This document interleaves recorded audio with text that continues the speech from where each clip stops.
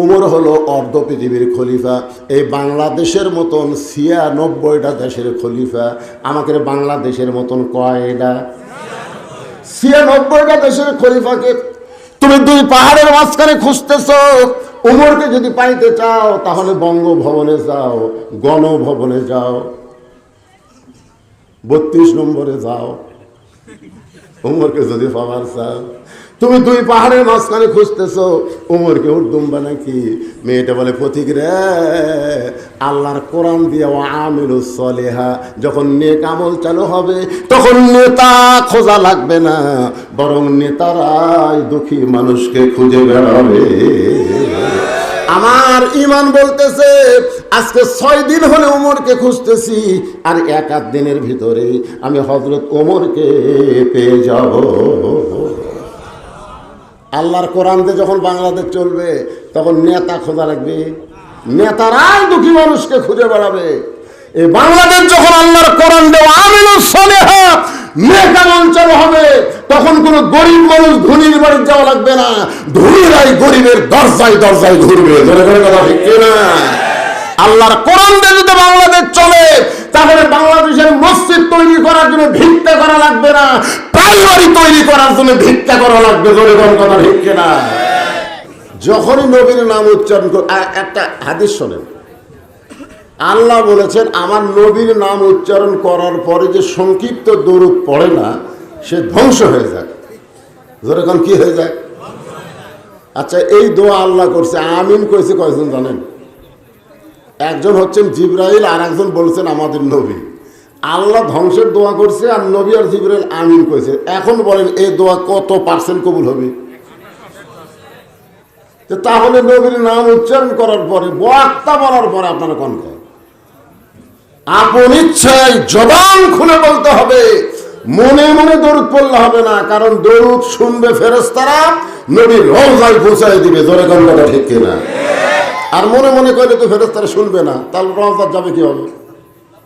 আপনি জিকির মনে মনে করেন, সমস্যা নেই, কারণ জিকিরের মালিককে মনের খবর জানে কে? কিন্তু দরুদের মালিক আল্লাহ না, রাসূল। রাসূলকে হকের মনের খবর জানে না। মনের খবর যদি জানতো, অনেক মুনাফিক রাসূলকে ধোঁকা দিয়েছে। জোরে কোন কথা ঠিক কিনা? এই জন্য একমাত্র মনের খবর জানে কে? আল্লাহ। কোন পীর সাহেব জানে নাকি?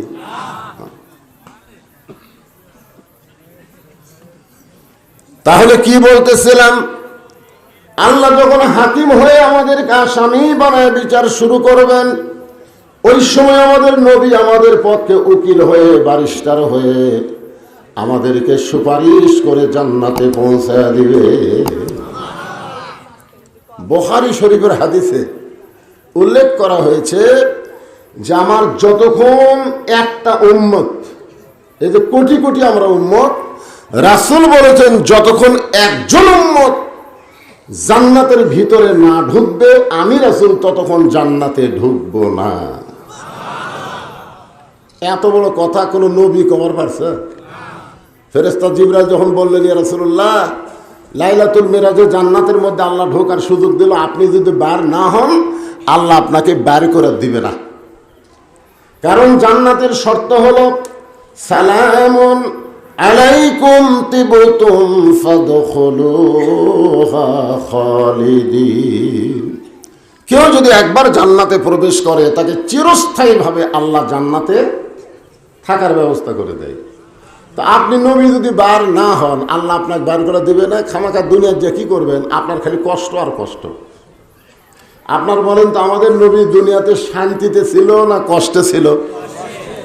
হায় হায়, এতই কষ্ট। যেই বছর মেরাজ করেছেন সেই বছর আরো বেশি কষ্ট। দরদের বিবি খাদিজা মারা গেল, চাচা মারা গেল, তাইফের ময়দানে পাথরের আঘাত হলো। আল্লাহ রাসূল বললেন জিবরাইল, আল্লাহ যদি আমাকে জান্নাতে থাকার জন্য ঢুকতে বলতো আমি জান্নাতে ঢুকতাম না। আমি খালি জান্নাত দেখার জন্য ঢুকছি, আমার জন্য না, আমার উম্মতের জন্য। আমি নবী কোনোদিনও জান্নাতে থাকার চিন্তা করি না, আমি জান্নাত দেখতে আইছি আল্লাহ আমার উম্মতের জন্য কেমন জান্নাত বানালো। আমি নবী সেই দিন জান্নাতে থাকার জন্য ঢুকবো যেদিন আল্লাহ আমার সমস্ত উম্মতকে জান্নাত দিবে, এমন নবী পাওয়াতে খুশি না বেজার? তাহলে আলহামদুলিল্লাহ কি আসতে হবে না জয় হবে? আল্লাহর প্রশংসা করার 3 নম্বর কারণ হলো এই যে দেখেন, যে কোরআনের তাফসির শুনবেন, যে কোরআন আমাদের বাংলাদেশের সবচাইতে বড় নির্যাতিত, ঠিক কিনা বলেন? পৃথিবীতে কোনো মুসলিম দেশে কোরআন এত নিপীড়িত নির্যাতিত না যেইটা আমাদের বাংলাদেশে। আমাদের বাংলাদেশে যারা কোরআনের হক কথা কয়, যারা কোরআনের দল করে, যারা কোরআনের আন্দোলন করে, তাদের উপরে অত্যাচার সবচাইতে বেশি হয়। জোরে কোন কথা ঠিক না? আজকে প্রাইমারির জন্য, স্কুল কলেজের জন্য কোনো টেনশন নাই, আর কোরআনের একটা মাদ্রাসা চালাবার গেলে ভিক্ষা করা ছাড়া উপায় নাই। জোরে কোন কথা ঠিক না? আজকে সেই কোরআনের তাফসির আপনারা শুনবেন। নাম দিয়েছেন তাফসিরুল কোরআন মাহফিল। ওয়াজ মাহফিল দিলে তাও হতো, তাফসির মাহফিল দিয়েছেন। আলহামদুলিল্লাহ। ছোট্ট একটা সূরা থেকে আমি আপনাদেরকে আজকে আলোচনা করে শোনাবো। নামটা হলো সূরা আসর। জোরে বলেন, নাম কি? আসর শব্দের অর্থ হলো সময়। আসর মানে কি? আপনারা বলেন তো, সময়ের গুরুত্ব কম না বেশি? বর্তমান সময় কেমন? এই যে আপনারা জিজ্ঞাসা করলেন, হুজুর আপনি কেমন আছেন? বর্তমান সময়ে শ্রোতারা ভালো থাকলেও বক্তারা খুব একটা ভালো নাই। জোরে কোন ঠিক কিনা? সময়, ছোট্ট বাচ্চা আগে আমরা দোয়া দরুদ পড়ে কান্না থামাতাম, পানি পড়া খাওয়াইলে কান্না বন্ধ হতো, আর এখন মোবাইল চালু করে দিলে কান্না বন্ধ হয়। জোরে কোন ঠিক কিনা? যতই দোয়া পড়া ফু দেন ওই কান্না থামে না, খালি মোবাইল চালু করে মুখের সামনে দেন আর কান্দে না। যে সময়ে দোয়া দরুদ দিয়ে কাম হয় না, মোবাইল চালু করে সন্তানের কান্না বন্ধ হয়। যে সময়ে যুবকেরা ফরজি মোবাইল নিয়ে জানলা দরজা বন্ধ করে অশ্লীল ভিডিও দেখে, মনে করে বাপ ঘুমাইছে, মাম ঘুমাইছে, দুনিয়ার কেউ দেখতে পাবে না। ওই যুবকটা যদি ইমানদার হতো তাহলে বিশ্বাস করত, কেউ না দেখলেও আমার আল্লাহ দেখতেছে। যে সময় আল্লাহ দেখে এই বিশ্বাস অনেকেরই নেই। আসলে নামাজ পড়ে জমির ধান দেখবার গেছে, উপরের জমির পানি চলমল করতেছে, নিচে ওর জমির পানি নেই। ওই কিন্তু এখনই আসলে নামাজ পড়ছে, জমির ধান দেখবার যায় দেখে ওপর জমির পানি, নিচে ওর জমির পানি নাই। বর্তমান সময়ে চারিদিকে তাকায়, কেউ নেই। আস্তে করে বসে জমির আল কাটা দিছে, ওই পানি দিয়ে হাত ধোছে, ধুয়ে আবার দাঁড়ায় চারিদিকে তাকায় বলতেছে আলহামদুলিল্লাহ কেউ দেখে নাই। যেই সময়ে মানুষের দেখা মনে করে, পুরুষের ধরা মনে করে, আজরাইলের ধরার গুরুত্ব দেয় না, এই সময় অত্যন্ত খারাপ সময়। জনে দরকার। এই যে 7ই জানুয়ারি ভোট হলো না, এই ভোটের আগে আমাদের বগুড়াতে ধরপাকড় খুব বেশি। এই কঠিন সময়ে একজন লোক গোরস্থানের মধ্যে একটা কবর করছে, জেতা মানুষ একটা কবর করে নিচে খেয়ার দিয়ে তার উপর কম্বল নিয়ে আরামসে ঘুম পড়ে। মাঝে মধ্যে কবর থেকে বাড়িতে মোবাইল করে খবর কি, বউ বলতেছে 3 বার পুলিশ হয়েছিল, ও বলতেছে টেনশন করো না আমি নিরাপদে আছি। যে সময়ে কবরে থাকা হলো নিরাপদ, বাড়িতে থাকা হলো বিপদ। কি সময়! আর সেই সময় সূরা নিয়ে আপনাদের সামনে তাফসীর করব, মনোযোগ দিয়ে শোনা লাগে বাজান। আজ থেকে 50 বছর আগে যখন এ মুরব্বীরা জুয়ান ছিল, আমি ছোট ছিলাম, তখন আব্দুল আলিম সময় নিয়ে একটা গান গাইছিল, সময়ের ওপরে। এখনকার ছেলেরা তো আব্দুল আলিমের গান শোনে না, এখন গান বাড়াচ্ছে। একজন মানুষ হইয়া তুমি কয়জনকে বিলাও মন, মুখে তোমার ভালোবাসা মনে কয়লার মতন, একজন মানুষ হইয়া তুমি কয়জনকে বিলাও মন। আর সেই সময় আব্দুল আলিম একটা গান গাইছিল, মিশে মায়াই বন্দি থাইকা করলাম কত খেলা, পশ্চিমে তাকিয়া দেখো তোমার ডুইবা গেছে বেলা। বেলা মানে কি? সময়। যেরকম বেলা মানে কি? আপনাকে আজকে দিন চলে গেছে, রাতে আপনারা আমার শুনতেছেন, শত চেষ্টা করেন আর কি আপনারা দিন ফিরে পাবেন? রাতটা যখন চলে যাবে আর কি এই রাত ফিরে পাবেন? প্রত্যেকটা মুহূর্ত মুহূর্ত আমাদের জীবন থেকে সময় ফুরে যাচ্ছে। এই জন্য হিন্দু একটা গায়ক গান গাইছিল, সবাই বলে বয়স বাড়ে, আমি বলি কমে রে। আপনারা সত্যি করে বলেন তো, আমাদের বয়স বাড়তিছে না কমতিছে? প্রতিনিয়ত নিয়ত আমাদের হায়াত কমে যাচ্ছে। আল্লাহ সময়ের গুরুত্ব বুঝে কসম করে বললেন, ইন্নাল ইনসানা লাফি খুসর। ইন্না মানে নিশ্চয়, ইনসান মানে মানুষ, লাফি মানে ভিতরে, খুসরুন মানে ক্ষতি। নিশ্চয় মানুষগুলো ক্ষতির ভিতরে। এই যারা হইচই করতেছে এরা কি মানুষ না? ওরাও মানুষ। আমি ছোটবেলায় জানতাম মানুষ হলো দুই রকম, একটা হলো পুরুষ মানুষ, একটা হলো নারী মানুষ। আমি ছোটবেলায় জানতাম পুরুষ আর নারী, পুরুষ আর নারী। কিন্তু গত বছর ঝিনাইদহে ওয়াজ করতে যায় দেখি মাহফিলের প্রধান অতিথি হলো হিজড়া। মানে উনি আবার চেয়ারম্যান হচ্ছে, বুঝলেন? হিজড়া চেয়ারম্যান। জরিকান কি চেয়ারম্যান? তাহলে আমার ছোটবেলার যে জানা ওটা ভুল হয়ে গেল, যে না দুই ধরনের মানুষ না, মানুষ তো পুরুষ আছে, নারীও আছে, হিজড়াও আছে। জরিকান কথা ঠিক। এখন আপনারা বলেন, যারা আমার সামনে বসেছেন আপনারা কি? যারা পর্দার অন্তরাল আছে তারা কি? আর যারা রাস্তাঘাটে ঘুরতেছে এরা কি?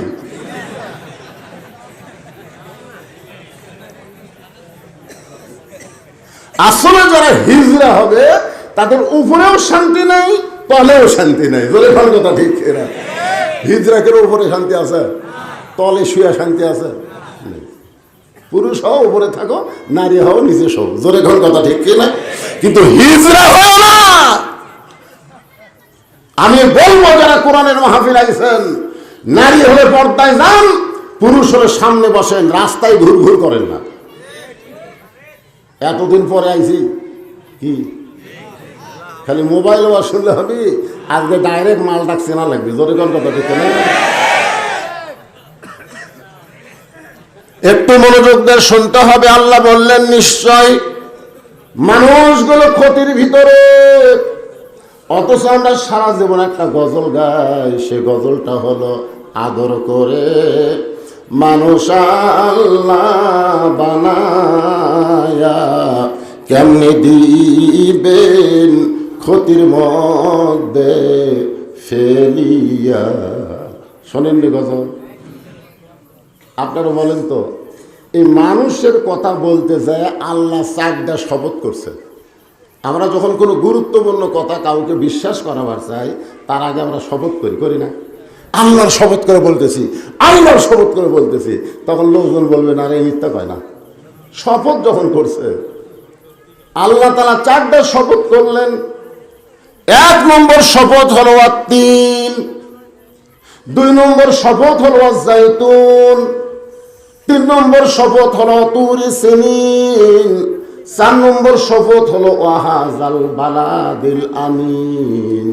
তারপরে আল্লাহ বললেন লাকাদ খলাকনাল ইনসানা ফি আহসানি তাকওয়িম। সবচাইতে সুন্দর অবয়ব চেহারায় আল্লাহ মানুষকে সৃষ্টি করেছে। জোরে কোন সুবহানাল্লাহ। আপনারা বলেন তো, মানুষের মধ্যে মেয়ে মানুষ আছে না নাই? তাহলে মানুষ যদি সবচাইতে সুন্দর হয়, মেয়ে মানুষ বেশি সুন্দর না বেহেশতের হুর বেশি সুন্দর? হ্যাঁ? তাহলে আপনি কোরআনের আয়াত অস্বীকার করলেন। আপনি যদি বেহেশতের হুরকে সুন্দর বেশি কন, তাহলে কোরআনের আয়াত যে আপনার অস্বীকার হলো। আল্লাহ বলতেছেন লাকাত মানে কি? অবশ্যই খলাকনাল ইনসানা ফি আহসান তাকবীম। সর্বোত্তম আকৃতিতে আল্লাহ মানুষকে সৃষ্টি করেছে। পুরুষ যেমন মানুষ, নারীও তেমন মানুষ। তাহলে নারীরাই সুন্দর না বেহেশতের হুর সুন্দর? কোরআনের আয়াত অনুযায়ী হুর না নারী? আমি যেই বলবো হুর সুন্দর না বউ সুন্দর, আপনারা সকলে জবান খুলে বলবেন বউ সুন্দর। হুর সুন্দর না বউ সুন্দর? আরো জোরে বলেন কে সুন্দর? আর সেই বউ বাদ দিয়ে জান্নাতের হুর চান। আল্লাহ আল্লাহ আমার জান্নাত দিও, আল্লাহ জান্নাতে হুর দিও। বউ কয় কারেন্ট গেলে তো বাতাস করি আমি, এই গরমের মধ্যে ভাত রান্না করে খাওয়াই আমি, পা ফাটা গেলে ভেজলে ঘামি ডলে দেই, হ্যাঁ? আর মরে গেলে তুই জান্নাতে হুর চাস? তোর মতন নাফরমান কেউ নাই। জোরে কোন কথা ঠিক না? আমরা জান্নাতে হুর চাই না বউ চাই? যারা বিয়ে করছেন জবান খুলে গন্ত, জান্নাতে হুর চাই না বউ চাই? আমার মায়েরা যারা পর্দার অন্তরালে বসে আছেন, তারা মনে মনে চিন্তা করতেছে আজ যা ওয়াজ হবে। জোরে কোন কথা ঠিক না? আল্লাহ বললেন ইল্লাল্লাযীনা আমানু ওয়া আমিলুস সালিহাতি ওয়া তাওয়াসাউ বিল হক ওয়া তাওয়াসাউ বিস সবর। এখানে 4টা বিষয় আলোচনা হবে। কয়টা? বেশি লম্বা ওয়াজ হবে না। আমি আগেকার মতন আর জোয়ান নাই, ওই শিবপুর, বাইকোলা, হাদল ঘড়ি দেখে ওয়াজ করিনি, ঘন্টার পর ঘন্টা মারছি। জোরে কোন ঠিক কিনা? আমার ওয়াজের বয়স এই বছর দিয়ে 39 বছর। ওয়াজের বয়সই 39। আমার মতন এরকম বক্তা নাই। যারা আছে বউলে শুয়ে আছে, আর যারা তারা মারা গেছে। কাউসারি মারা গেছে, সিদ্দিকুর রহমান যশোরী মারা গেছে, বাগাবাড়ির হুজুর মারা গেছে, আব্দুল কাদের সিদ্দিকী মারা গেছে। এরকম সব কয়টা মরছে। আর যে কয়টা আমার মতন বুড়ে বউলে শুয়ে আছে, মাঠে ময়দানে একটাই আছে। এই জন্য খুব লম্বা চল আওয়াজ হবি না। আপনারা যতই আশা করেন, বিষয় হলো 4টা। জোরে কোন কয়টা? 1 নম্বর বিষয় হলো ঈমান। 1 নম্বর বিষয় হলো ঈমান। ঈমান যদি ঠিক না থাকে, আপনি যতই আমল করেন, আপনার একটা আমলও আল্লাহর দরবারে কবুল হবে না। ঈমানটা কি? সকলে বলেন লা ইলাহা, জোরে লা ইলাহা। এখন কেউ যদি বলে, শোনেন, কেউ যদি বলে আল্লাহ লাগে হিল্লাও লাগে, কেউ যদি বলে যে আল্লাহ লাগে হিল্লাও লাগে, কেউ যদি এরকম বলে, আমার দয়াল বাবার দরবারেতে কেউ ফিরে না খালি হাতে, আপনারা বলেন এটা ঈমান না শিরক? জোরে বলেন ঈমান না শিরক? সাহাবীরা জিজ্ঞাসা করলেন মা হুয়াল ঈমান ইয়া রাসূলুল্লাহ, ঈমান সম্পর্কে আমাদের একটু বলেন। আল্লাহর নবী বললেন ইকরার বিল লিসান, তাসদীকু বিল জানান, আমল বিল আরকান। এরই নাম হলো ঈমান। জবানে বলতে হবে লা ইলাহা ইল্লাল্লাহ। কার জবানে বললে হবে না, কলিজার মধ্যে জায়গা দেওয়া লাগবে। কলিজার মধ্যে যখন কারো ঈমানের জায়গা হয়, ওই লোকটা জীবনের চাইতে ঈমানের গুরুত্ব বেশি দিবে। দরকার হলে জীবন দিবে, কিন্তু ঈমান দিবে। এরকম কিছু লোক আপনারা দেখছেন, উকিল এসে বলতেছে ভাই আপনার তো ফাঁসির রায় কার্যকর হয়ে যাবে, যে কোনো সময় আপনার ফাঁসি হবে, যদি আপনি বাঁচতে চান রাষ্ট্রপতির কাছে একটা দরখাস্ত লেখেন, রাষ্ট্রপতি দয়া করে যদি আপনাকে মাফ করে, আপনার আর চিন্তা নেই। তখন ইমানদার মুচকি মুচকি হাসে। উকিল বলে হাসেন কেন? বলে হাসার কারণ হলো তোমার কথা শুনে। তুমি যে বলতেছো রাষ্ট্রপতির কাছে দরখাস্ত লেখেন, রাষ্ট্রপতি মাফ করলে আমার টেনশন নাই। এইরকম 3টা রাষ্ট্রপতিকে আমি ক্ষমতা থাকা অবস্থায় মরা দেখছি।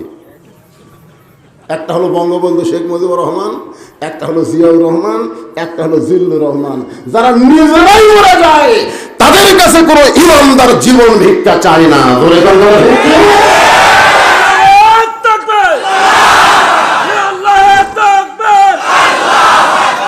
আল কোরআনের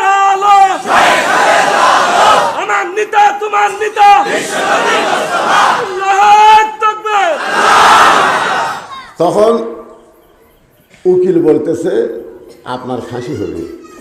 কি হবে? রাষ্ট্রপতির কাছে দরখাস্ত না লিখলে আপনার ফাঁসি হবে। তাসদিক বিল জেনানের ইমানদার মুস্কি মুস্কি হাসে। উকিল বলে আপনার ফাঁসি হবে, এইটা শোনার পরে হাসেন কেন? আসামি বলতেছে আমার ফাঁসি হবে কিন্তু আমার মৃত্যু হবে না। উকিল চুপ করছে, কে ফাঁসি হবি মৃত্যু হবি না, এটা কোন পাগলা রে? এরা কি হেমায়ত উত্থা বাড়ালো নাকি? উকিল বলতেছে আপনার ফাঁসি হবে মৃত্যু হবে না, তার দলিল কি? সঙ্গে সঙ্গে আসামি বলতেছেন ওয়ালা তাকুলু লিমান ইউকতালু ফি সাবিলিল্লাহি আমওয়াতুন বাল আহইয়াউ ওয়ালাকিন লা তাশউরুন। আল্লাহ রাস্তায় যাদেরকে হত্যা করা হয়, আল্লাহ রাস্তায় যাদেরকে মারা হয়, আল্লাহ রাস্তায় যারা জীবন দেয়, আল্লাহ বলেছেন তাদেরকে মৃত্যু বলো না, আমি আল্লাহ বলতেছি তারা জীবিত। তাসদিক বিল জেনান, এইটা যখন আমাদের অর্জন হবে তখন আমরা জীবনের কোনো গুরুত্ব দেব না, গুরুত্ব দেব ইমানের। এখন আপনারা সত্যি করে বলেন তো, আমাদের কাছে জীবন বাঁচান ফরজ না ইমান বাঁচান ফরজ? দুই একজন বললেন, বাদ বাকি চিন্তা করতেছেন কি কই। আমার বউ আমাকে বারবার কয় পাবনা তো যাচ্ছেন দেখাশোনা বাস করবে। আমি বললাম কি দেখবো রে?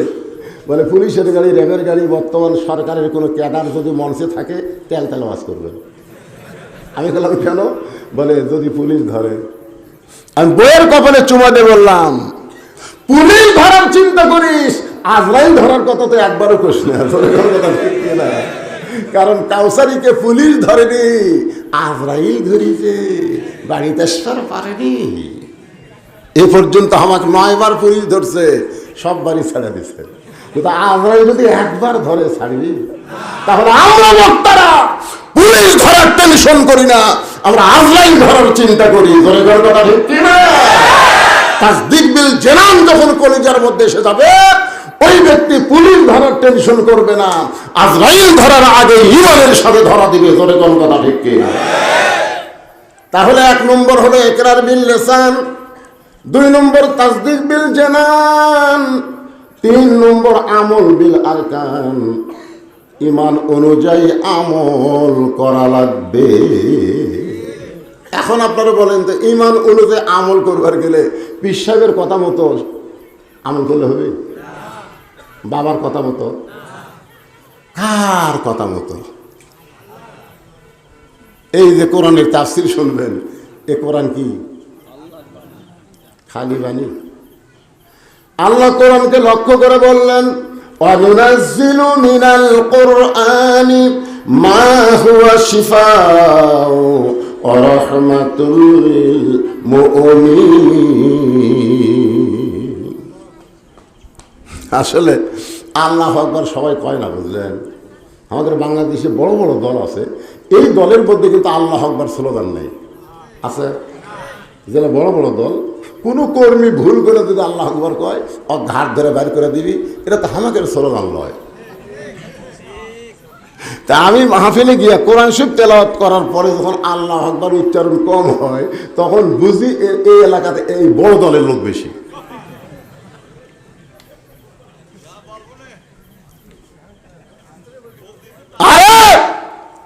আওয়ামী লীগ করেন, বিএনপি করেন, জাতীয় পার্টি করেন, আর যে দল করেন, আপনি বাহিরে করেন, ভিতরে একটাই দল, আল্লাহ। জোরে কোন কথা ঠিক কিনা? নিজের চোখে আমি দেখছি, নিজের চোখে দেখা জিনিস। নামাজের সময় হয়ে গেছে, মুসল্লি 3 জন, ইমাম নাই। 3 জন মুসল্লি খালি ঘড়ির দিকে তাকে আছে, হুজুর নাই। আমার এলাকার তো একজন আওয়ামী লীগ, একজন বিএনপি, একজন জামাত। এখন বারবার ঘড়ি দেখে হুজুর নাই। আমি ঢুকবার গিয়ে চিন্তা করলাম, আমি ঢুকলি তো আমাকে সামনে দিবে, দরকার নাই। এরা 3 জন কি করে, আমি একটু জানলার ফাঁক দিয়ে দেখি। জানলার ফাঁক দিয়ে তাকায় দেখি নামাজের 5 মিনিট পার হওয়ার পরে আওয়ামী লীগ বলতেছে, কে রে ভাই, কোনো হুজুর যখন আসতেছে না তাহলে নামাজ পড়াবি কে?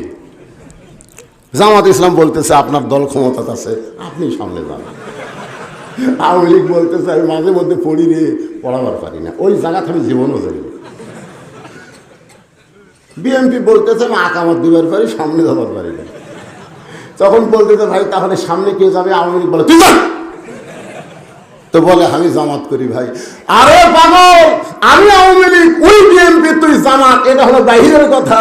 ভিতরে যখন ঢুকেছি তখন কোনো দল নাই, আমরা 3 ভাই একসাথে জামাত করতে চাই। কথা ঠিক না? তো কোরআনের মাহফিলের মধ্যে ঢুকে আবার কিসের দল রে? যখনই কোরআনের তেলাওয়াত হবে, বক্তা তেলাওয়াত শেষ করতে আল্লাহু আকবার কোয়া লাগবে। যাই বলবি না, মরার আগে আল্লাহ তার জবান বন্ধ করে দিবি, ও করে মরবি, মুখ আল্লাহ উচ্চারণ হবে। আল্লাহ কোরআনে বললেন, ওয়া ইযা তুলিয়াত আলাইহিম আয়াতুহু যাদাতুহুম ঈমানা ওয়া আলা রাব্বিহিম ইয়াতাওয়াক্কালুন। এইবারে কেবল ওয়াজের জোশ উঠবি।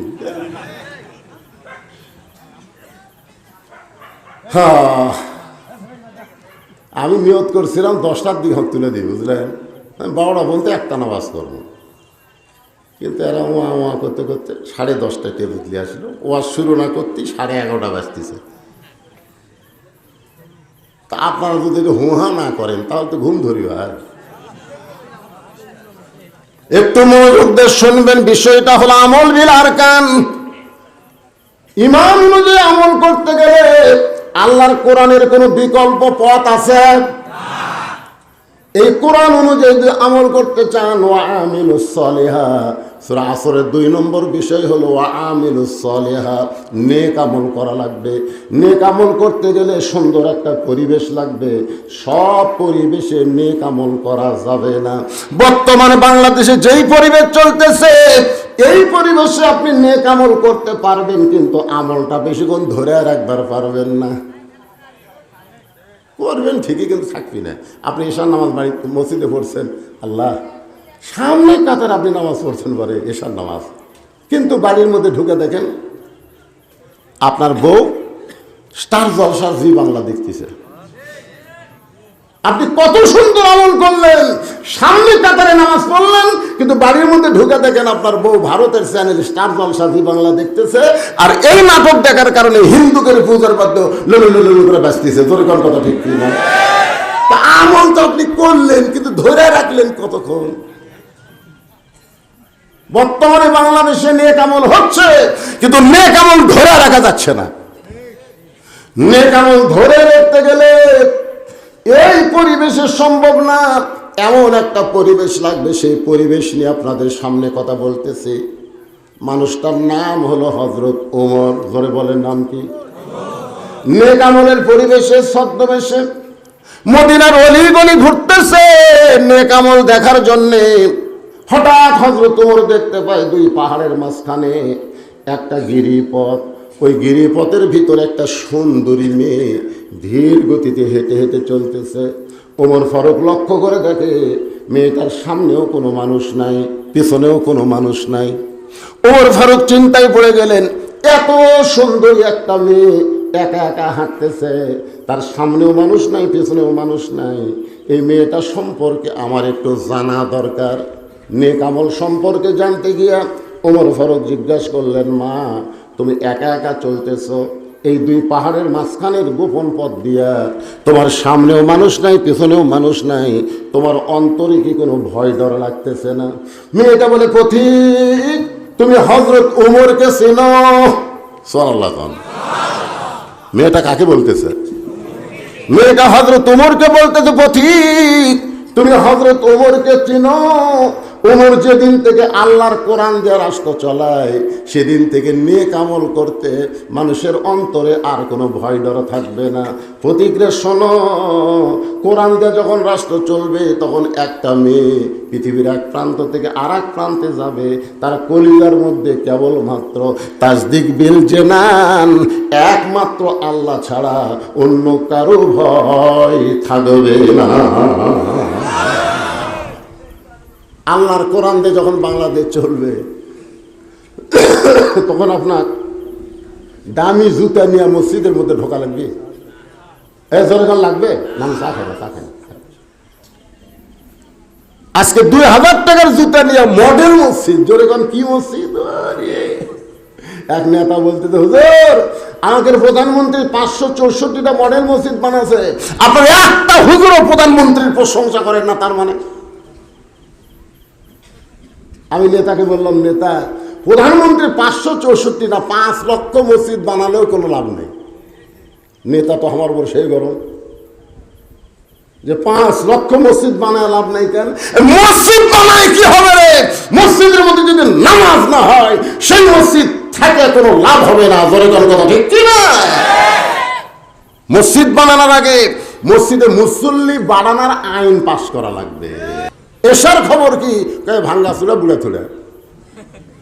তো মসজিদের মধ্যে কয় কাতার আছে? কয় 9 কাতার। তো 9 কাতারের এক কাতারে মুসল্লি হয় না, তার দোতলা করবে কেন? ওই যে জুমার দিন সবার শেষে আসে, আগে যায়, ওই শালাকের জন্য দোতলা করা লাগতেছে। আপনারা বলেন তো 5 ওয়াক্ত নামাজ বাদ দেয়, কারণ জুমার নামাজ যারা মসজিদে পড়ে এরা কোনোদিন মুসল্লি না, এরা হলো ফাওয়াইলুল মুসাল্লিন। জোরে কথা দেখতে মসজিদের উন্নয়ন মানে টাইলস ফাইল দিয়ে মসজিদ সুন্দর করে, অর্থ এলাকার মধ্যে আমাদের মসজিদে 1 নম্বর মুসল্লি হলো 3টা। এতগুলো মডেল মসজিদ বানাচ্ছে, এক মসজিদে মুসল্লি নাই। জোরে কোন কথা ঠিক কিনা? প্রধানমন্ত্রী উচিত হলো যে মসজিদে যখন মসজিদে আজান দেবে, আজান দেওয়ার পরে যে সমস্ত মুসলমান দাবি করে রাস্তা ঘুরবে, ওদের পাশার কাপড় খুলে 5টা করে দাঁড়িয়ে বসাও। জোরে কোন কথা ঠিক কিনা? পুলিশ থানা তার থাকো না, আজান দিলে সব রাস্তা যাও, দেখো তো কারা ঘুরতেছে। এখনকার পুলিশ জালেমদের পাশাত বাড়ি না দিয়া আলেমদেরকে জেলখানা ঢুকাচ্ছে। জোরে কোন কথা ঠিক কিনা? মসজিদের উন্নয়ন একটু মনোযোগ দিয়ে শুনবেন। ওমর ফারুক বললেন, মা তুমি নির্জন পথে একা একা চলতেছ, তোমার হাঁটার সাইজটা খুব ধীর গতি, আমার মনে হয় তোমার ভিতরে কোনো দুঃখ লুকে আছে। মেয়েটা বলতেছে, পথিক আমি আসলে একজন দুঃখী নারী, আজকে 6 দিন হলে আমি হযরত ওমরকে খুঁজে বেড়াই। কয়দিন? আপনারা বলেন তো, মেয়েটার সামনে যিনি কথা বলতেছে তার নাম কি? মেয়েটা বলতেছে, পথিক আজকে 6 দিন হলে আমি হযরত ওমরকে খুঁজে বেড়াই, উমরকে যদি পাই তাহলে আমার দুঃখের কথা তাকে একটু খুলে বলবো। ওমর ফারুক বললেন, মা তুমি কি পাগলি নাকি? উমর হলো অর্ধ পৃথিবীর খলিফা, এই বাংলাদেশের মতন 96টা দেশের খলিফা। আমাকে বাংলাদেশের মতন কয়টা? 96টা দেশের খলিফাকে তুমি 2 পাহাড়ের মাঝখানে খুঁজতেছ। উমরকে যদি পাইতে চাও তাহলে বঙ্গভবনে যাও, গণভবনে যাও, 32 নম্বরে যাও। উমরকে যদি পাওয়ার চাও, তুমি 2 পাহাড়ের মাঝখানে খুঁজতেছো, উমরকে উর্দুম্বা নাকি? মেয়েটা বলে, পথিক রে, আল্লাহর কোরআন দিয়ে আমিলুস সলিহা, যখন নেক আমল চালু হবে তখন নেতা খোঁজা লাগবে না, বরং নেতারাই দুঃখী মানুষকে খুঁজে বেড়াবে। আমার ইমান বলতেছে আজকে 6 দিন হলে ওমরকে খুঁজতেছি, আর 1-8 দিনের ভিতরে আমি হযরত ওমরকে পেয়ে যাব। আল্লাহর কোরআন দিয়ে যখন বাংলাদেশ চলবে তখন নেতা খোঁজা লাগবে, নেতারাই দুঃখী মানুষকে খুঁজে বেড়াবে। এই বাংলাদেশ যখন আল্লাহর কোরআন দেওয়া আমিলুস সলিহা নেক আমল চালু হবে, তখন কোন গরিব মানুষ ধনীর বাড়ি যাওয়া লাগবে না, ধনীরাই গরিবের দরজায় দরজায় ঘুরবে। ধরে ধরে কথা ঠিক না? আল্লাহর কোরআন দিয়ে যদি বাংলাদেশ চলে, তা তাহলে বাংলাদেশের মসজিদ তৈরি করার জন্য ভিক্ষা করা লাগবে না, প্রাইমারি তৈরি করার জন্য ভিক্ষা করা লাগবে। জোরে কোন কথা ঠিক কিনা?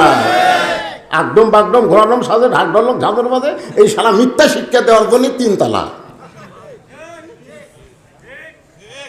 একটু মনোযোগ দিয়ে শুনবেন। মেয়েটা বলতেছে পথিক আমার ইমান বলতেছে আর 1-8 দিনের মধ্যেই হযরত ওমরকে আমি পেয়ে যাব। আপনারা বলেন তো মেয়েটাকে ওমরকে পাইছে? ওমর ফারুক বললেন মা তুমি যে হযরত ওমরকে খুঁজতেছ আমি হইলাম সেই ওমর। সঙ্গে সঙ্গে মেয়েটা বলতেছে আমিরুল মুমিনিন তাহলে আপনি চোরের মতন একা একা কেন ঘুরতেছেন? আপনি চোরের মতন একা একা কেন ঘুরতেছেন? আপনার কি চামচা নাই? জোরে কোন কি নাই? ওয়া আমিলুস সালিহাত ইমানের পরে সূরা 2 নম্বর সাবজেক্ট হলো নেক আমল। মেয়েটা বলতেছে আমিরুল মুমিনিন আপনি চোরের মতন একা একা ঘুরতেছেন, আপনার কি কোনো চামচা নাই? জোরে কোন কি নাই? আপনারা বলেন তো ওমর ফারুক ওই সময় বাংলাদেশের মতন কতটা দেশের খলিফা? হ্যাঁ মনে রাখতে হবে 96টা বাংলাদেশের মতন 96টা দেশের খলিফা একা একা ঘুরতেছে।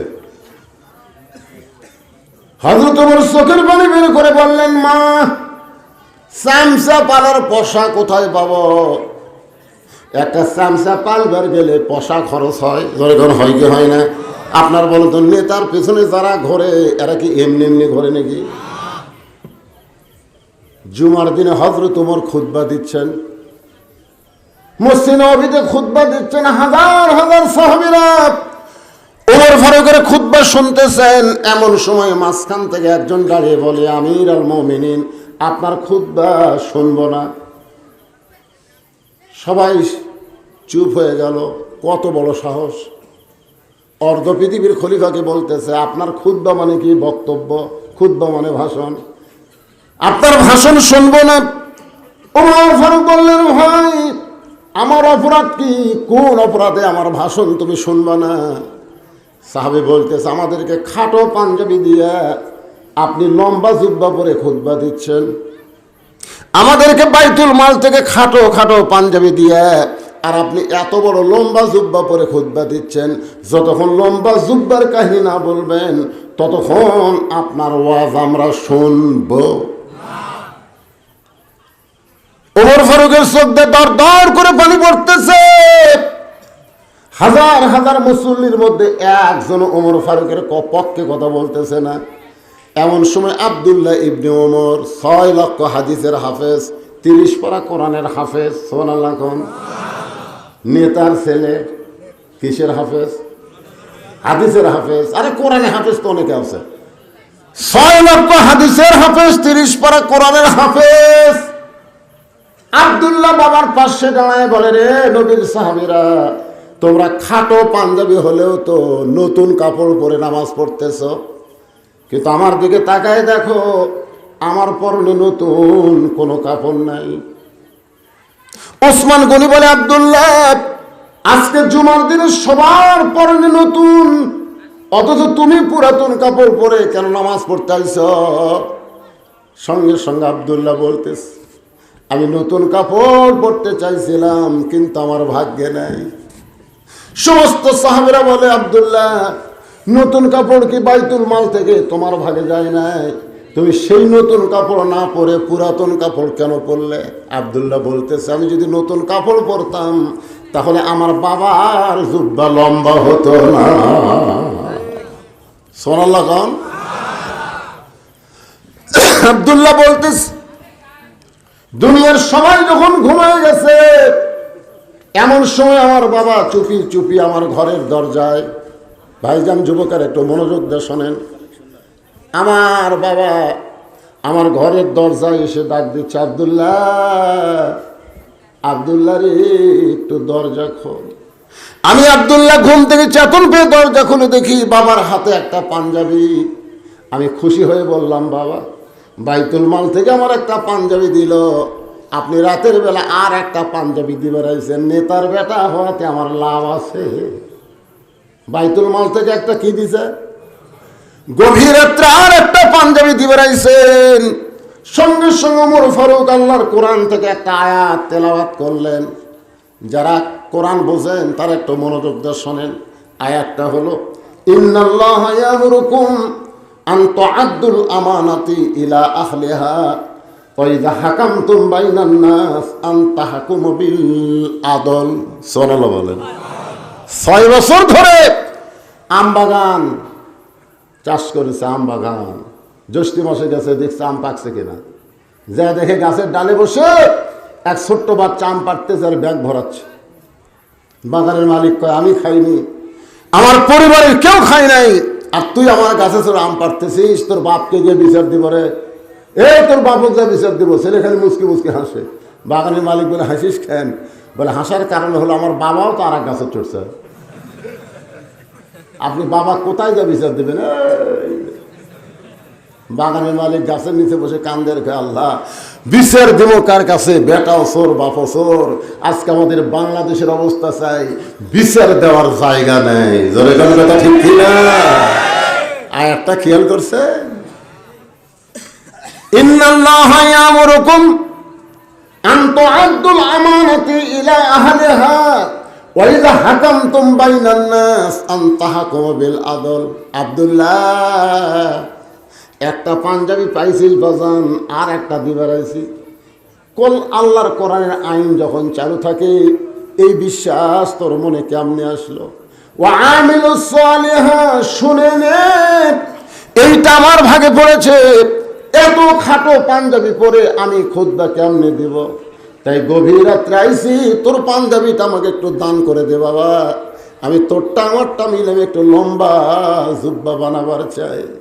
আব্দুল্লাহ বলে, সাহাবীরা রে, গভীর রাতে আমার কাপড়ের অংশ আমার বাবাকে দান করে দিলাম। বাবা সারা রাত তার কাপড় আমার কাপড় একত্র করে লম্বা জুব্বা পরে খুতবা দেয়। এখন তোমরা বলো, আমার বাবার খুতবা শোনা যায় কিনা যায়? সমস্ত সাহাবীরা কান্দে, চিৎকার করে বলে, আল্লাহর কোরআন দিয়ে যখন রাষ্ট্র চলবে, ওয়া আমিলুস সালিহাত, এমন ভালো নেতারা মুসলমান দেখতে পাবে। মেয়েটা বলতেছে, একা একা ঘুরতেছেন চোরের মতন, আপনার চামচা নেই। ওর ফারুক বলতেছে, চামচা পালার টাকা কোথায়? চেয়ারম্যান সাহেবের কাছে লেখা আছে 10 কেজি চাউল, বালতি দিয়ে দিছে হচ্ছে 8 শেয়ার। বিজিএফ কার্ডের কয়সার চাউল? 10 কেজি লেখা আছে কাগজত, ম্যাপে হচ্ছে 8 শেয়ার। একজন আবার সাহস করে লোকমা দিছে, লোকমা 4 টাকার আমাদের 3 টাকাতে যদি ইমাম বসে, লোকমা দেয় না। তো মনে করছে চেয়ারম্যানে তো আমাকে ইমাম, দেখি লোকমা দেয়। কাছে বল, চেয়ারম্যান সাহেব কাটে লেখা আছে 10 কেজি, মাপা হচ্ছে 8 শেয়ার। চেয়ারম্যান বলতেছে চৌকিদারকে, নাম কাটে দে, নাম কাটে না। ওই তখন জোর হাত করে বলতে, চেয়ারম্যান সাহেব যা দিচ্ছেন দেন, নাম কাটেন না। তোর যদি 2 কেজি না মারি, তাহলে চামচা পালমুখী দিয়ে রে। আজকে বাংলাদেশের চামচা পালার জন্য অনেক নেতারা বাধ্য হয়ে জনগণের টাকা চুরি করতেছে। কথা বল না। ওয়া আমিলুস সালিহাত, নেক আমল যদি আমরা করতে চাই, ঈমান গ্রহণ করার পরে যতগুলো নেক আমল আছে, তার মধ্যে 1 নম্বর নেক আমলের নাম হলো নামাজ। জোরে বলেন, নাম কি? ঈমানের পরে 1 নম্বর নেক আমলের নাম কি? একেবারে সবাই কথা কন না কেন, 1 নম্বরের নাম কি? আচ্ছা আপনারা বলেন তো, যার নামাজ নাই তার ঈমান আছে? আমাকে দেশে অনেক নামাজ নাই, না পড়লে আমার ঈমান আছে। বুখারী শরীফের হাদিস, 3টা হাদিস আমি কই, কয়টা দেখেন তো আপনারা, দেখেন তো, যাই নামাজ পড়ে না তার ঈমান আছে কিনা। এই 3টা হাদিস আপনারা শুনবেন। 1 নম্বর হাদিস হলো লা সালাতা লা ঈমানা, যার নামাজ নাই তার ঈমান নাই। 2 নম্বর হাদিস হলো বাইনাল আবদি ওয়াল কুফরি তরকুস সালাত, বান্দার কাফের মধ্যে পৃথক করার জিনিসটার নামই হলো নামাজ।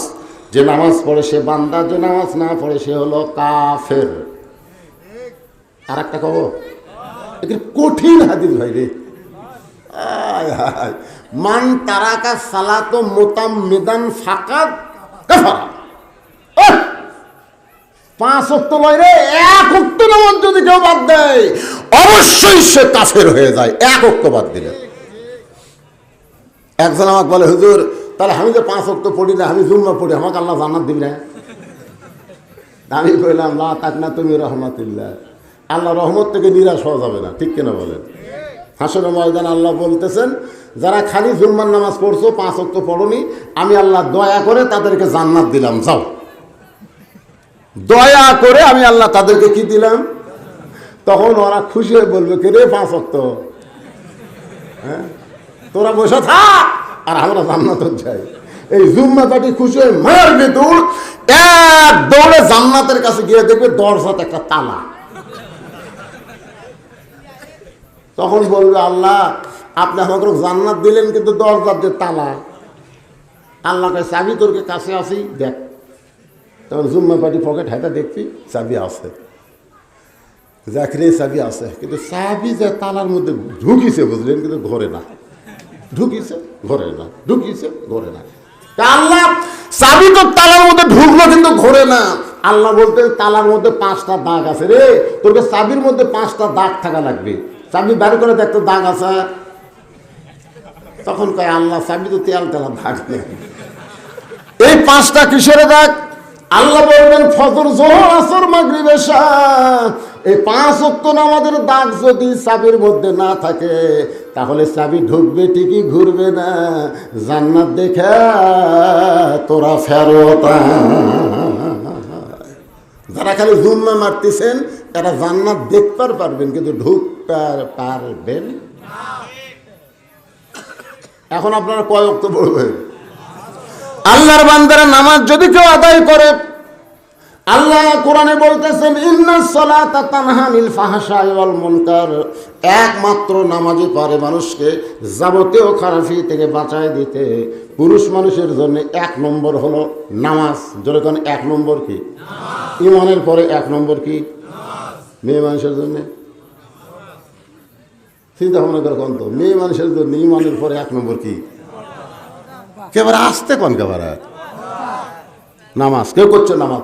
আর ওই মেয়ে মানুষ যদি সারা জীবন নামাজ পড়ে আর পর্দা যদি না মানে, একটা ইবাদত আল্লাহর দরবারে কবুল হবে না। আপনারা বলেন তো, মেয়ে মানুষরা যখন নামাজ পড়ে তখন খালি গায়ে পড়ে না পর্দা নিয়ে পড়ে? আমার বউ দেখি বাড়িতে কেউ নেই, খালি আমি একলা। তারপরে একেবারে মাথা হেজাব দিয়া, তারপরে ওন্না দিয়া, তারপরে এরকম ঢাকে নামাজত খাড়া আছে। এখানে কে গো? নামাজের সময় পর্দা মানা লাগে গো। নামাজ দেখবি কে? আর সে আল্লাহর সামনে পর্দা করে নামাজ পড়তেছে। খুব মনোযোগ দিয়ে শুনবেন। ওয়ামিলুস সালিহার উপর কথা বলতেছি। এরপরে আরো 2টা পয়েন্ট আছে। একটা হলো তাওয়াসাউ বিল হক, মামুনুল হক, আজিজুল হক, কুল জাল হক, জাহাকাল বাতিল ইন্নাল বাতিলা কানা জাহুকা। এই হকের উপর একটা মারাত্মক ওয়াজ করবো। এরপরে হয়তো 7 তারিখ 8 ঘরে আর ওয়াজ বন্ধ হয়ে যাবে, যাক অসুবিধা নেই। কিন্তু আজকে আসছি যখন, আজকে ছাড়বো না। জোরেকার কথা দেখতে, হ্যাঁ কোনটা বাদ দেয়? তেলতলা ওয়াজ করে বাড়ি যাও। এরপরে 4 নম্বর বিষয় হচ্ছে অতা সবে সবর। এই সূরা আসরের 4টে সাবজেক্ট নিয়ে আপনাদের সামনে আলোচনা করতে রাত যদি 1টা বাজে, সমস্যা আছে না? তাই বলে 1টা বাজবি না? তাহলে এখন আপনারা সবাই জবান করে বলেন, ঈমানের পরে পুরুষ মানুষের 1 নম্বর নেক আমল হলো নামাজ। আর নারীদের জন্য 1 নম্বর নেক আমলের নাম কি? পর্দা। আমার মায়েরা যারা পর্দার অন্তর আছেন তারা একটু মনোযোগ দিয়ে শুনবেন। গভীর রাত্রে হযরত আলী যখন ঘরের ভিতর, এমন সময় তার বিবি ফাতেমা স্বামীর বুকে মাথা রেখে ফোঁপায় ফোঁপায় কাঁদতেছে। হযরত আলী চমকে গিয়ে বলে, ফাতেমা হঠাৎ এরকম কান্না করার কারণ কি? ফাতেমা বলে, স্বামী গো, আমি আল্লাহর কাছে একটা দোয়া করেছি, আল্লাহ তাআলা আমার দোয়া কবুল করেছে। আপনারা সুবহানাল্লাহ বললেন। আলী বলতেছে, তুমি পাগলি নাকি? আল্লাহ তোমার দোয়ার কবুল করছে, আর দোয়া কবুল কেউ কান্দে? ফাতেমা বলে, স্বামী গো, কি দোয়া কবুল করেছি আপনি কি শুনবেন না? আলী বলে, ফাতেমা কি দোয়া করেছ? ফাতেমা বলতেছে, আমি আল্লাহর কাছে দোয়া করেছি, আল্লাহ যেন আমাকে পর্দার ভিতরে মৃত্যু দেয়। আলী মুসকি মুসকি হাসে। মুসকি মুসকি হাসার কারণ হলো, যে মেয়েটা সারা জীবন পর্দা করেছে তার মৃত্যু তো পর্দার ভিতরেই হবে। আমাদের বাংলাদেশে তারা সারা জীবন পর্দা করেনি, তার কি মরাটাও পর্দার মধ্যে হয়, জোরে কারণ ঠিক কিনা? আমার এলাকার যে মেয়ে সারা জীবন গোটা পাড়া ঘুরিছে, মরার পরে ওর 5 কাপড় দিছে। আপনাকে এলাকার কয়টা দেয়? 5টা কাপড় দিয়ে ওই লাশ আবার খাটনির চাদর দিয়ে ঢেকাতেছে। ফেরেশতারা ঘুরতেছে আর বলতেছে, আল্লাহ, এই মেয়ে গোটা পাড়া ঘুরে বেড়ালো, আর সেই মেয়ে 5 কাপড় দিয়ে খাটনি পর্যন্ত চাদর দিয়ে ঢাকলো, কারণ কি? আল্লাহ বলতেছে, ওই দেশের নাম বাংলাদেশে, ওই দেশে বাঁচতে মানে না রে, মরার পরে মানে রে, মরার পরে মানে রে। আলী বলে, ফাতেমা সারা জীবন যে পর্দা করেছে, সেই পর্দার মধ্যে মৃত্যুবরণ করতে চায়, আল্লাহ দোয়া কবুল ঠিকই করেছে। ফাতেমা বলে, স্বামী গো, সেই দোয়া কবে কবুল হয়েছে সেটা কি আপনি জানেন? আলী বলতে, ফাতেমা কবে কবুল হয়েছে? ফাতেমা বলে, স্বামী গো, সেই দোয়াটা কবুল হয়েছে আজকে রাত্রে, আল্লাহ আমার মৃত্যু দিবে। যেই মাত্র কইছে আল্লাহ আমার মৃত্যু দিবে, গাছের গোড়া কাটলে গাছটা যেমন ঠাস করে পড়ে যায়, হযরত আলী তেমনি পড়ে গেলেন ঘরের মাজায়। মা ফাতেমা মুস্কি মুস্কি হাসতেছে স্বামীর এভাবে পড়া দেখে। ফাতেমা মুস্কি মুস্কি হেসে স্বামীর কপালে একটা চুমা দিয়ে বলে, স্বামী গো, এমন করে আপনি কাঁদবেন না, কারণ আসলে যাইতে হবে। এর চাইতে সত্যি কোনো কথা নাই, আসলে যারা খাড়া হয়ে আছেন যাবেন না, বসেন বসেন, 1 ঘন্টা বসেন রে, 7 বছর নফল ইবাদত করার সওয়াব আল্লাহ দান করে। বসেন। আশ্চর্য কথা। সবাই একটু আমার সঙ্গে বলবেন, ভাই ইমান থেকে বলবেন, আসলে কোথায় যাবেন? 4 তলা বাড়ি হয় না, ঘাড় কাজ করে দেখছি। কি দেখিস ভাই? 5 তলার জন্য রড বের করে থুছি ভাই রে। 2 কান্দের 2 ফেরেশতা তাকায়, আল্লাহ এই শয়তান উপর দিকে তাকায় কেন, নিচের দিকে তাকার পারে না? ওই 4 তলা দেখে যায়, ওই নিচ তলার যাবি। প্রধানমন্ত্রীগণ, প্রেসিডেন্টগণ আর যত বড় ধনীগণ 4 তলা কেউ থাকতে পারবে না, সবাইকে নিচ তলায় থাকা লাগবে। জোরে দরকার কথা বল না, কারণ নিচ তলায় যাওয়ার চিন্তা কলিজার মধ্যে থাকলে আজকে কি হইলে 5 তলা তুটে 1.5 লাখ টাকার খাট, 12,000 টাকার কম্বল, রাত 9টার সময় তোমারে দিয়ে বলতেছে, আমার বাড়ি, আমার ঘর, আমার নামাইকে। 2 কান্দে 2 ফেরেশতাকে আল্লাহ ঘুমের দোয়া, আল্লাহুম্মা বিসমিকা আমুতু আহিয়া, এই দোয়া না পড়ে কি বললো? এই যে বললো, আমার বাড়ি, আমার ঘর, আমার নামাইকে। আল্লাহ কয়, একটু ধৈর্য ধর। রাত 3টার সময় 40 সেকেন্ডের একটা ভূমিকম্প, 2 বার ঝাঁকুনি দিছে, ওই এত ফোর্সে নামছে, কম্বলের মধ্যে ঘুমের ঠালে লুঙ্গি খুলেছিল, ওটাও পড়ার টাইম পাবে, এতে ন্যাংটা হয়ে নামছে। ফেরেশতাকে আল্লাহ নামাইলা, তাই বলে ন্যাংটা করে নামাইলা। আল্লাহ বলতেছে, জনগণ যখন নামাবার পারবে না, তখন আমার নামান হলো ন্যাংটা করে। চলে গেল কথা ঠিক কিনা? আজকে ক্ষমতার চেয়ার পাওয়া যায়, নাম্বার চাই না, ওচিরে আল্লাহ তাআলা বেজ্জিত করে তাদেরকে নামাবে। চলে গেল কথা ঠিক কিনা? কারণ তো ইজ্জু মান তাশা অতুযিল্লু মান তাশা বিয়াদিকাল খায়র ইন্নাকা আলা কুল্লি শাইইন কাদির। তাহলে সকলে জবান করে বলেন, আসলে। এই যুবকেরা মনে করতে, আমার দাদা বেঁচে আছে রে, আমি এখনই যাওয়ার কথা কি জন্য কম। এইবার ঈদের দিনে আমার বগুড়া জেলায় 17 জন যুবক মোটর সাইকেল অ্যাক্সিডেন্ট করে মরছে। একই জেলার 17 জন, একটা বুড়াও মরেনি, সব যুবক মরছে। এক যুবক আর বিয়ে করেনি, বুঝলেন। আর বাপক বলতেছে আপনার ছেলে তো মোটর সাইকেল অ্যাক্সিডেন্ট করে মরছে, সাথে একটা মেয়েও মরছে। আর বাপ কয় আমার ছেলে তো বিয়ে করেনি রে, সাথে আবার মেয়ে মরে গেল। কে দেখেন, বেটা মরার আফসোস না করে চিন্তা করতেছে মেয়ে কে মরল রে। দেখে প্রেমিকা ঈদের দিনে পেন্টিং মারছে, 2 শালাই মরছে। বাপ বলতেছে আমি এক নেব না, আমি নেব না। আমরা সবাই বুঝাইলাম মুরব্বী কি করবে, সময় বড় খারাপ, ওয়ালাসর আল্লাহ সময়ে শপথ করছে। মুরব্বী কি করবেন, বিয়ার আগে ঘরে কি করবেন। তোমরা যুবকরা মনে করতেছো আসলে যাইতে হবে, আমরা কমনারে বুড়া রাখো, বুড়া রাখো। সকলেই জবান করে বলেন আসলে। স্বামীর কপালে ফাতেমা চুমু খেয়ে বলতেছে স্বামী গো, এমন করে আপনি কাঁদবেন না, কারণ আপনি হলেন পৃথিবীর সবচাইতে বড় বীর, আপনি হলেন পৃথিবীর সবচাইতে বড় জ্ঞানী। আপনারা বলেন তো আলীর চাইতে বড় বীর কেউ আছে? আলীর চাইতে বড় জ্ঞানী কেউ আছে? সেই বীর এবং জ্ঞানী মানুষটা বইয়ের মৃত্যুর খবর শুনে যখন কাঁদতেছে, আর ফাতেমা তাকে সান্ত্বনা দিয়ে বলে এমন করে কাঁদবেন না, আমি মরার পরে আমার 3টা চাওয়া আপনার পুরো করা লাগবে। যেই বলছে আমি মরে যাওয়ার পর আমার 3টা চাওয়া আপনাকে পুরো করা লাগবে।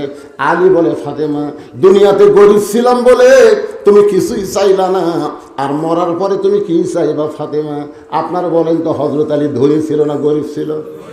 আল্লাহর নবী একদিন ফাতেমার ঘরে ঢুকে দেখলেন ফাতেমার 2টা চোখের নিচে কালিমা পড়ে গেছে। আল্লাহ রাসূল বলে ফাতেমা তোর চোখের তলে কালিমা পড়ে গেছে মা।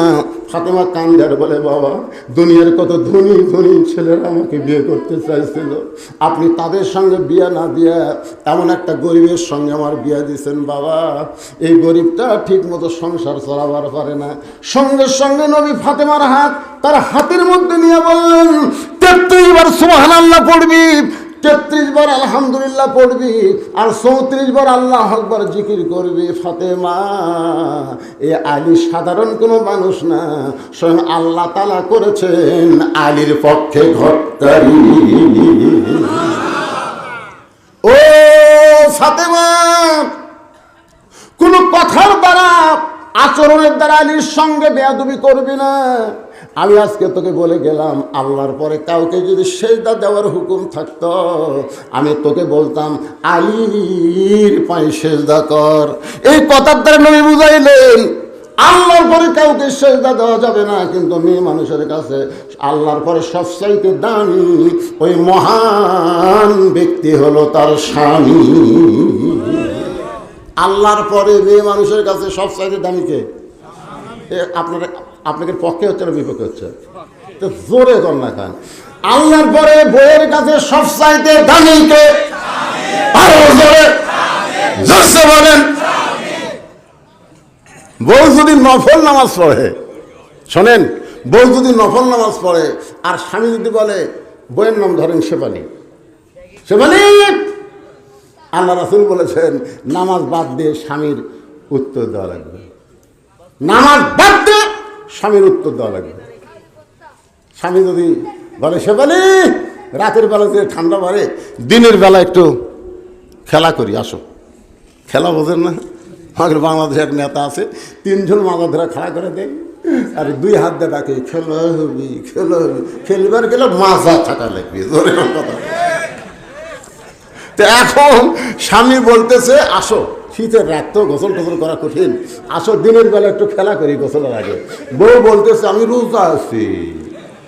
আল্লাহ নবী বলেছেন রোজা যদি নফল হয় স্বামীকে সন্তুষ্ট করার জন্য রোজা ভাঙ্গে স্বামীর সঙ্গে খেলা করা লাগবে। সুবহানাল্লাহ। স্বামীকে না কয়ে সব রোজা থাকে, 6 বরাতের রোজা, 6 মেরাজের রোজা।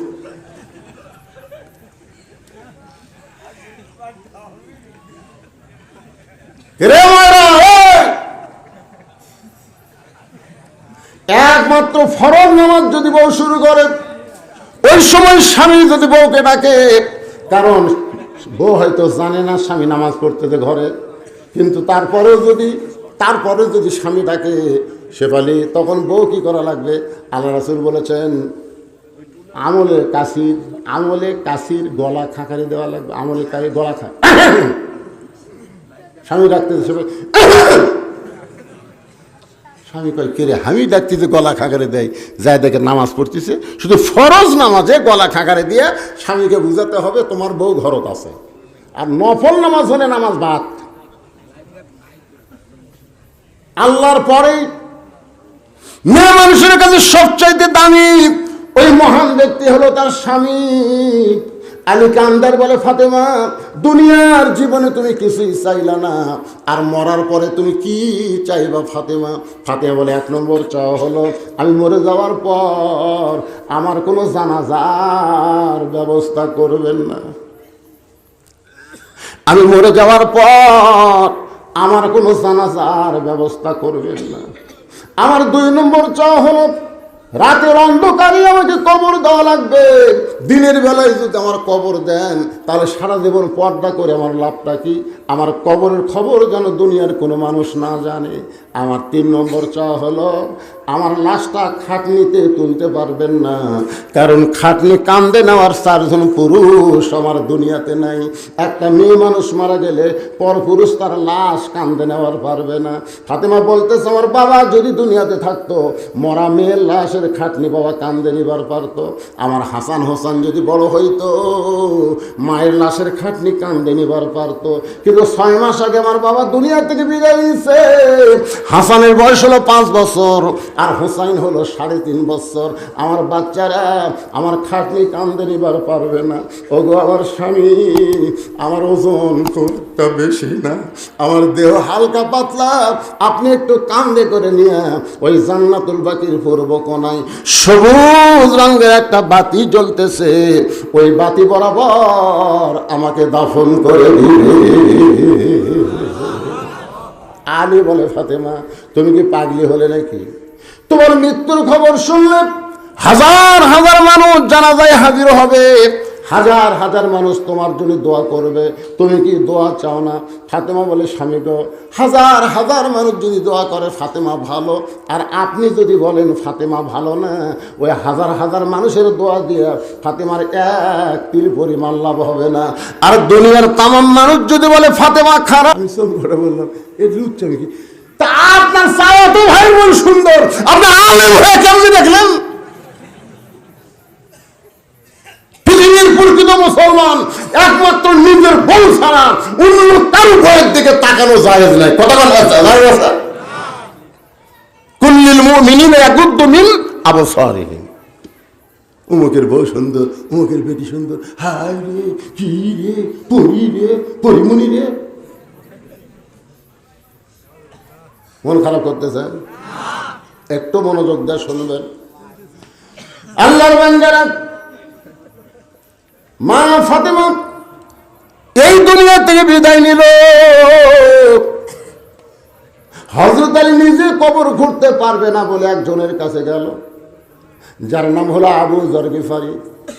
জানলার পাশে গিয়া ফিস ফিস করে কাঁদতেছে। আবু যর গিফারি চমকে গেল, এই গভীর রাত্রে আমার জানলার কাছে কে কান্দে রে? দরজা খুলে তাকায় দেখে আসাদুল্লাহিল গালিব হযরত আলী কাঁদতেছে। আবু যর গিফারি বলে, আলী ভাই এই গভীর রাত্রে কান্দার কারণ কি শুনতে চাই। আলী বলতেছে, আবু যর ওই জান্নাতুল বাকির পূর্ব কোণায় যা, কোদাল নিয়ে একটা কবর খনন কর। আবু যর গিফারি বলে, আলী রে এই দুনিয়ার কোনো মানুষ মৃত্যুবরণ করে নাই এখন পর্যন্ত শুনলাম না, তাহলে কবর কেন খুঁড়ব? আর রাতের বেলা কেন খুঁড়তে হবে? দিনের বেলা কি কবর খনন করা যায় না? আলী কান্দের বলে, আবু যর আমার হাসান হোসাইন মারা হয়েছে। 6 মাস আগে নবী দুনিয়া থেকে বিদায় নিয়েছে। আজকে গভীর রাত্রে তাদের মা মারা গেছে। পর্দানিশি শর্ত দিছে রাতের বেলায় তাকে দাফন করা লাগবে। আবু যর গিফারি কোদাল নিয়ে কবর খুঁড়তে গেলেন। কবর খুঁড়তে গিয়ে দেখে একটা সবুজ রঙের বাতি জ্বলতেছে, যেই বাতির কোনো তার নাই, যেই বাতির কোনো সুইচ নাই, বিনা তার বিনা সুইচে আমার আল্লাহ অটোমেটিক জ্বালায়া দিছে। লিল্লাহে আপনি কখনোই মনে করবেন না আপনি কবরে যাওয়ার পরে দরজা নাই, জানলা নাই, আপনার কবরে বালিশ নাই, বিছানা নাই, আপনার কবরে আলো নাই, আপনি অন্ধকার কবরে কেমনে থাকবেন, এটা কখনোই মনে করবেন না। ও আমিলুস সালিহাত, নেক আমল করে যদি কবরে যান, আপনার কবর থাকবে না, কবরকে আল্লাহ জান্নাত বানায়া দিবে। আবু যর গিফারি লক্ষ্য করে দেখে, ভাই ওই আলোটা গোলাকার না হয়ে চার কোনা হয়ে পড়ছে, চার কোনা। ওই চার কোনার মধ্যে কোদাল দিয়ে কবর খুঁড়তেছে। কবর দিনের বেলা না খুঁড়ে রাতের বেলা খুঁড়তেছি। তুই কি বলতে পারিস কবর কার জন্য কবর খুঁড়ি? কবর এমন একজন মহিষী পর্দানিশী রাতের বেলায় মারা গেছে, রাতের বেলায় তাকে কবর দেওয়া লাগবে। সেই মহিষী নাই আর কেউ না, আল্লাহ নবীর মেয়ে হওয়ার পরেও নবী তাকে মা বলে সম্মান করেছে। কবর খবরদার বেয়াদবি করবি না। তোর মধ্যে এমন একজন নারীকে দাফন করা হবে যার দুইটা সন্তান জান্নাতি যুবকদের সর্দার হবে। কবর খুঁড়তে খুঁড়তে বলে, কবর রে খবরদার বেয়াদবি করবি না। তোর মধ্যে এমন একজন মহিষী নারীকে রাখা হবে যার স্বামী হল আসাদুল্লাহিল গালিব। এই বলে যখন কোদাল মারতে চাই, কবরের ভিতর থেকে কে যেন শব্দ করে বলে, আবু যর এই কবরকে সাবধান না করে বরং যারা কবরে আসবে তাদেরকে সাবধান করো। এটা কিন্তু মা ফাতেমার জন্য বলা হয় নাই, আমাদের জন্য কবর আবু যরকে বলেছে। এই কবরে কার মা, কার মেয়ে, কার বিবি, এইটা কবর দেখবে না। আমল যদি ভালো হয় কবর জান্নাতের বাগান হবে, আর আমল যদি খারাপ হয় কবর জাহান্নামের গর্ত হবে। ও আমিলুস সালিহাত, নেক আমল যদি করতে চাই তাহলে কবরের আমল দুনিয়া থেকে করার দরকার আছে না নাই? এজন্য একজন একটা গজল গাইছে, গাবো? কিন্তু যেদিন ডাক পড়িবে কবর মাঝে যাইতে, জোগাড় কিছু করছ বন্ধু তার মাঝে বিছাইতে। গভীর রাতে হযরত আলী ফাতেমাকে নিয়ে ওই জান্নাতুল বাকির পূর্ব কোনায় আবু যর বলে চিৎকার দেয়, কিন্তু আবু যর কোদাল ফাইলা দিয়ে কোথায় যেন পালায়ে গেছে। নিজে দাফন করার পর আল্লাহর কাছে বলতেছে, আল্লাহ আমার ফাতেমারে তুমি কবুল করে নাও। আল্লাহ সারা জীবন যে মেয়েটা পর্দার মধ্যে ছিল, আল্লাহ তুমি তাকে কবুল করে নাও। এ দোয়া করার পরে আলী তাকায় দেখে সামনে কয়েকটা পুরাতন কবর দেখা যায়। এইমাত্র ফাতেমার কবর দিছে, সেই নতুন কবর আর দেখা যায় না। আলী কবর দিয়া আলী আর কবর খুঁজে পাচ্ছে না। আলী চিৎকার করে বলে, ফাতেমার কবর, এখনই কবর দিলাম, সেই কবরটা কোন জায়গায়? কে যেন ডাক দে বলে, আলী রে আমার ফাতেমা পর্দানিশী, আমি আল্লাহ জোহরা ডিগ্রি দিয়া ফাতেমার খবরটাকে কিয়ামত পর্যন্ত পর্দা করে দিয়েছি। আমার মায়েদের জন্য ওয়াজ হলো, মা ওই ফাতেমার সঙ্গে যদি জান্নাতে যাওয়ার চান তাহলে ঈমানের পরে মেয়েদের 1 নম্বর আমলের নাম কি? আরো জোরে। আর পুরুষের 1 নম্বর কি? কোন জায়গা? বাড়ির না মসজিদে? 2 ওয়াক্ত নামাজ যদি কেউ, কমপক্ষে 2 ওয়াক্ত নামাজ যদি কেউ মসজিদে পড়তে অলসতা করে, তার মৃত্যু হবে মুনাফিক হয়ে। একটা হলো ফজর আর একটা হলো ইশা। কয় ওয়াক্ত? আপনাদের মসজিদে এই 2 ওয়াক্তের খবর কি? মুয়াজ্জিন থাকলে বোঝা যেত। মুয়াজ্জিন সাহেব আছে?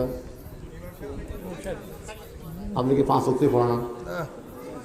খালি তার তো আপনি বেশি দিলেন, বেশি মুসল্লি। কি রকম না? আপনারা মসজিদের উন্নয়ন কল্পে মাহফিল করতেছেন, মসজিদের উন্নয়ন কল্পে কি টাকা কালেকশন না মুসল্লি কালেকশন? আমি এক মসজিদে যাই, দেখি এই বৃষ্টি হোক, অসুবিধা কি আছে, এখন ঝড় উঠতেছে।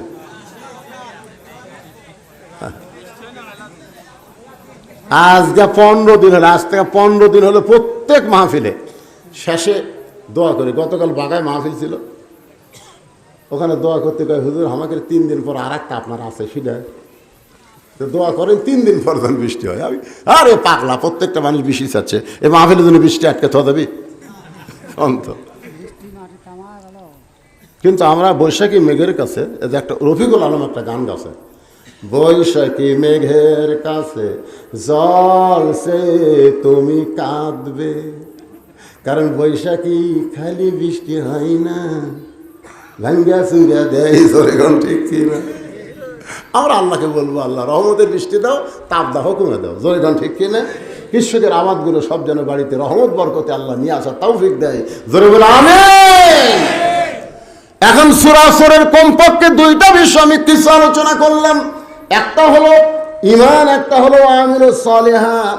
এখন 3 নম্বর বিষয় হলো ওয়াতাওয়াসাউ বিল হক। শুনবেন না? সূরা আসরের তাফসীর হচ্ছে ওয়াতাওয়াসাউ বিল হক। গত পরশু দিনে হক সারাফ আছে, তার নাম হলো মামুনুল হক। সাইরিয়া দিবার যা নাটক করছে ভাই, সেই সন্ধ্যার থেকে সব ফেসবুকে পোস্ট করতেছে, মামুনুল হক মুক্ত বাতাসে, মামুনুল হক মুক্ত বাতাসে। রাত 12টার পর ওয়া শুনে যাচ্ছি, দাওয়ার সঙ্গে ফেসবুকে দেখতেছি, বের হয়ে দিল না, বের করে দিল না। হকের যা অবস্থা ভাই, হাজার হাজার মানুষ খাওয়া দাওয়া করতেছে, হাজার হাজার মানুষ খাওয়া দাওয়া করতেছে। সাইড দেখ পাগল যাচ্ছে আর বলতেছে মানুষ নাই রে, মানুষ নাই। হাজার হাজার মানুষ খাওয়া দাওয়া করতেছে, আর এক পাগলা কয় মানুষ নাই রে, মানুষ নাই। সবাই হাসতেছে, পাগলে কেনা কয়, ছাগলে কেনা কয়, হেমায়ত করতে কয় দেখে সারাপ আছে। কিন্তু এক লোক চিন্তা করে, মানুষ যদি না থাকে তাহলে হামিও কি? ওই পাগলার কথাটা ধরিছে, আস্তে আস্তে খাওয়া বাদ দিয়ে পাগলার কাছে গেছে। পাগলাকে বলতে থাকে, ভাই তুই যে কইলি মানুষ নাই, মানুষ নাই, তাহলে এরা কে খাচ্ছে?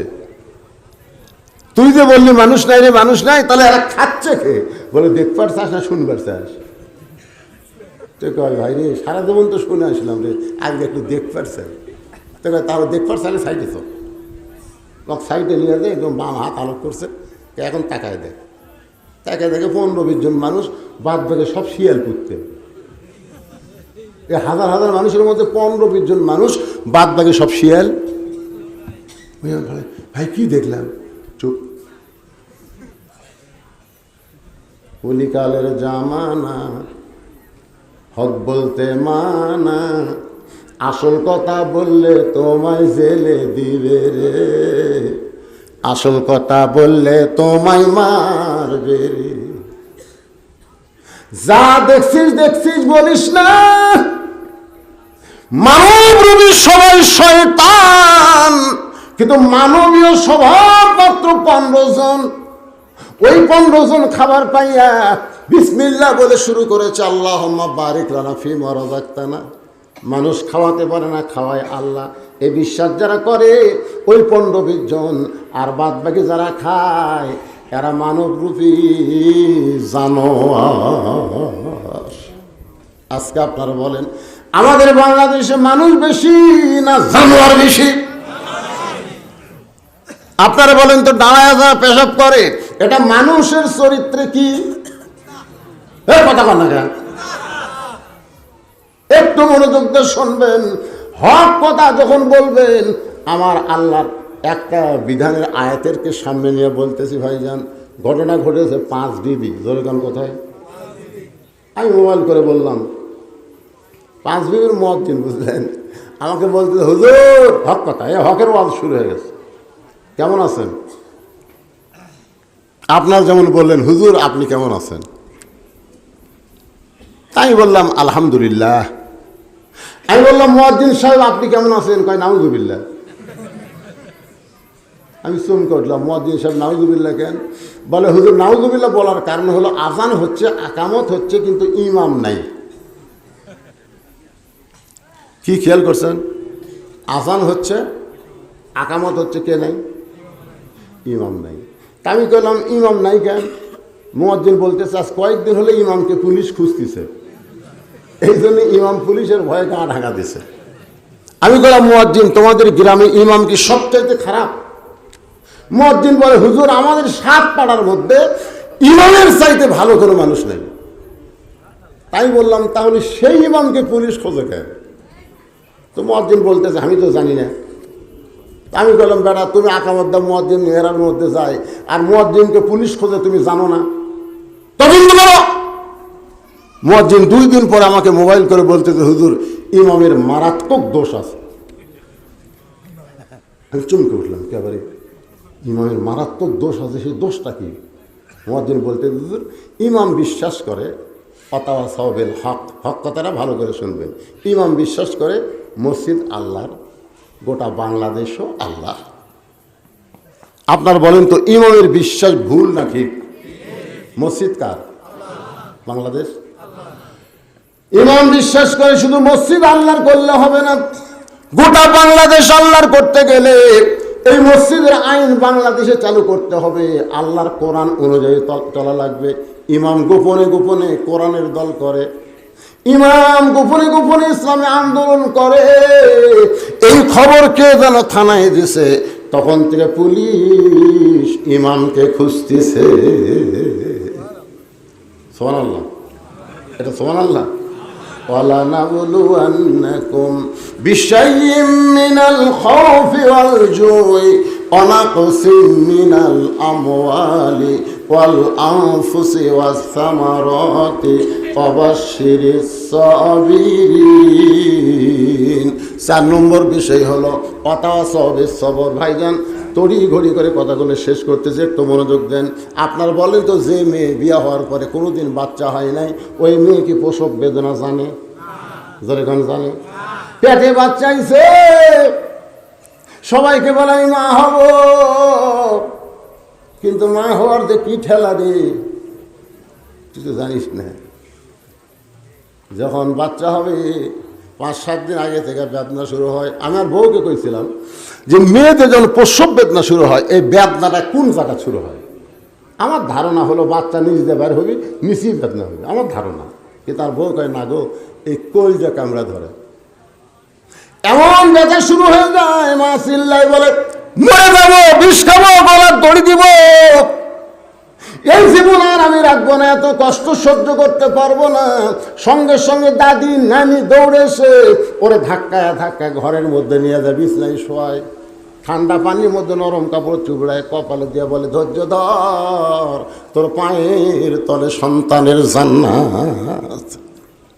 ধৈর্য ধর, ধৈর্য ধর, সন্তানের মা হবি, এত কষ্ট করবি, মরে যাওয়ার কথা বলিস কেন, বিষ খাওয়ার কথা বলিস কেন? ধৈর্য ধর, ওয়াতাওয়াসাউ বিস-সবর, ধৈর্য ধর। দাঁতের উপর দাঁত দে। দাদি নানির কথা মতো সন্তানের মা হওয়ার আশায় ও দাঁতের উপর দাঁত দিছে, ই করতেছে, এত কষ্ট, চোখ দিয়ে পানি পড়তেছে, কিন্তু চিৎকার দিবার পারতেছে না, কারণ ধৈর্য ধারণ করেছে। ওয়াতাওয়াসাউ বিস-সবর, ধৈর্য ধারণ কর। এক সময় ধাইমা বাচ্চা টান মারছে, প্যাঁ প্যাঁ করে বাচ্চা কাঁদতেছে, দাদি নানি তাকায় দেখে বাচ্চার প্রসবের যন্ত্রণায় মা বেহুশ হয়ে গেছে। ওই বাচ্চাকে গোসল করানোর পর ওই বাচ্চা এই বেহুশ মায়ের বুকের উপরে যখন সন্তান দেয়, ওই মা সন্তানের দেহের পরে সে হুঁশটা ফিরে পায়, হাতের মধ্যে নিয়ে বাচ্চারে চুমা খায়।